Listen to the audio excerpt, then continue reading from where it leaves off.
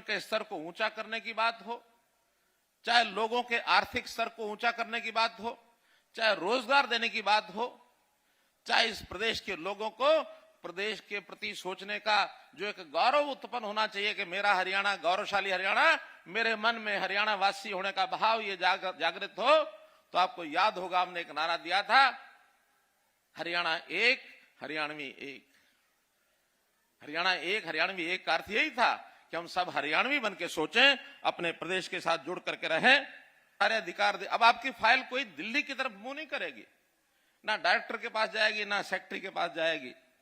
आपके यहीं के चाहे सरपंच है, चाहे ब्लॉक समिति का चेयरमैन है, चाहे जिला परिषद का चेयरमैन है, प्रस्ताव पारित करने के बाद वो अपने आप उसका प्रपोजल बनाएंगे और फिर जो यहाँ के चाहे वो जेई है, चाहे वो एक्शन है, चाहे एसडीओ है, चाहे सुपरिटेंडेंट इंजीनियर है, बड़े से बड़ा काम 2-2.5 करोड़ से भी ऊपर होगा तब जाकर के चीफ इंजीनियर उसको हाथ लगाएगा, वरना नहीं लगाएगा।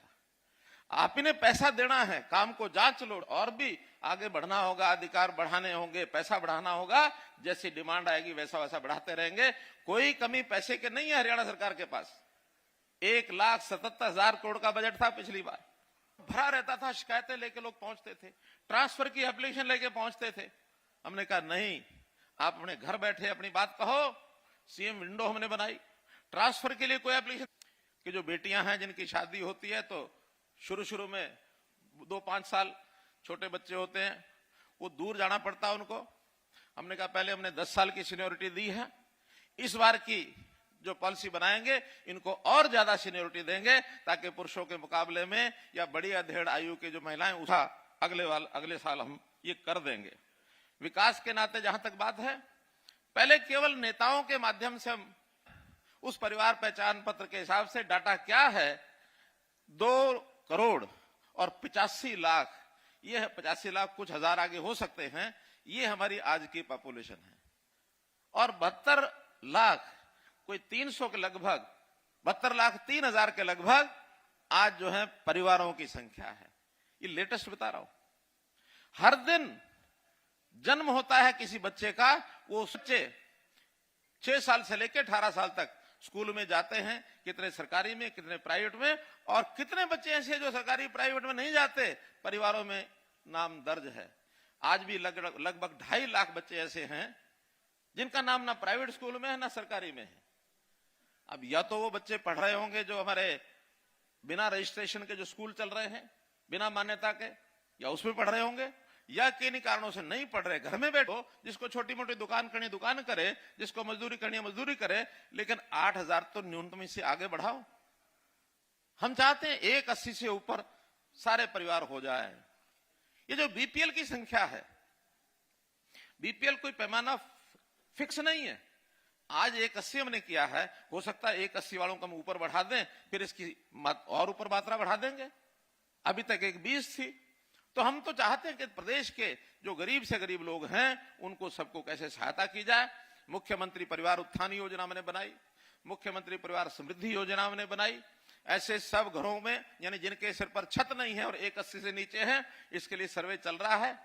वो भी एक नई योजना, प्रधानमंत्री आवास योजना तो चली रही है, हम अलग से एक योजना बनाएंगे प्रदेश की कि ऐसे जो परिवार छूट गए हैं या कोई नए परिवार हैं जिनको घर चाहिए, इनको मकान की व्यवस्था में कितना सहयोग किया जा सकता है, ये हम करेंगे।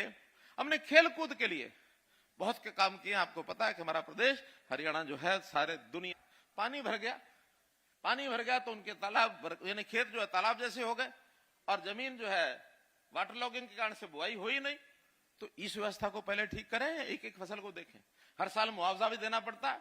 इस बार हमने 1100 करोड़ रुपया केवल इस बात के लिए रखा है कि जो पानी खड़ा होता है, खासकर दुष्यंत जी इस की बात कर रहे थे, 12 लाख लोगों के नए राशन कार्ड बने हैं।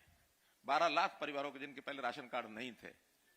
अब सब लोग तो खाने में चले गए, नहीं तो उनको पता होता कितने लोग हैं जिनके राशन, कितने लोगों के नए राशन कार्ड बने होंगे। यहां है कोई बैठा हुआ?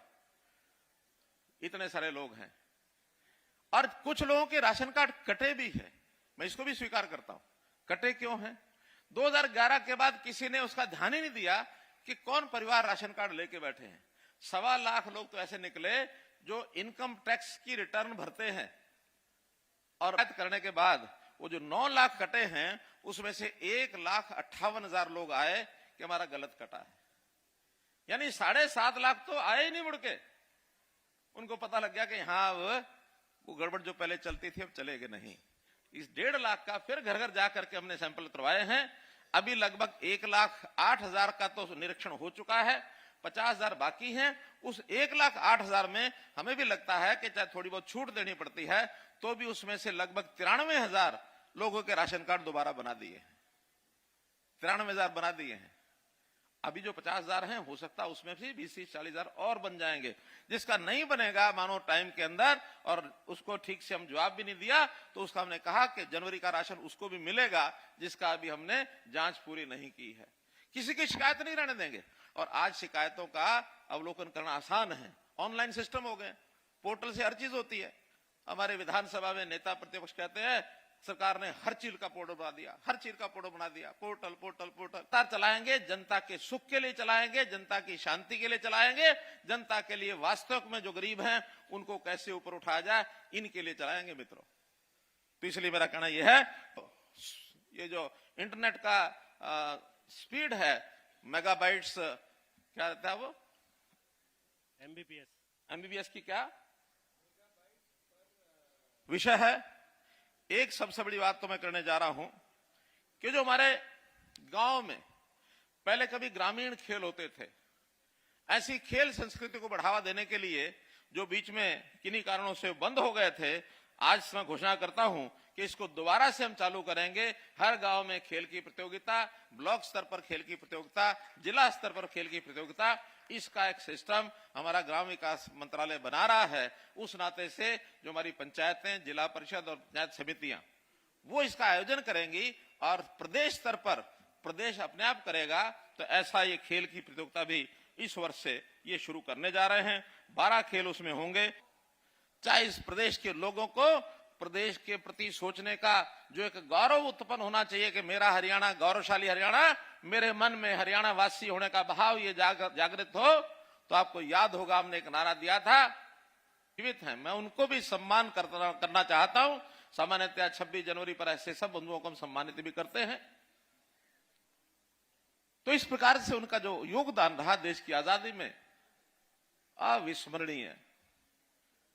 बंधुओं, ये ठीक है कि आजादी उनके सबके प्रयत्नों से हमें मिली 1947 में, लेकिन 47 में ही एक विचार कुछ महापुरुषों के दिमाग में यह भी आने लगा कि इस आजादी को बरकरार रखना ये आजाद भारत के नागरिकों का काम है।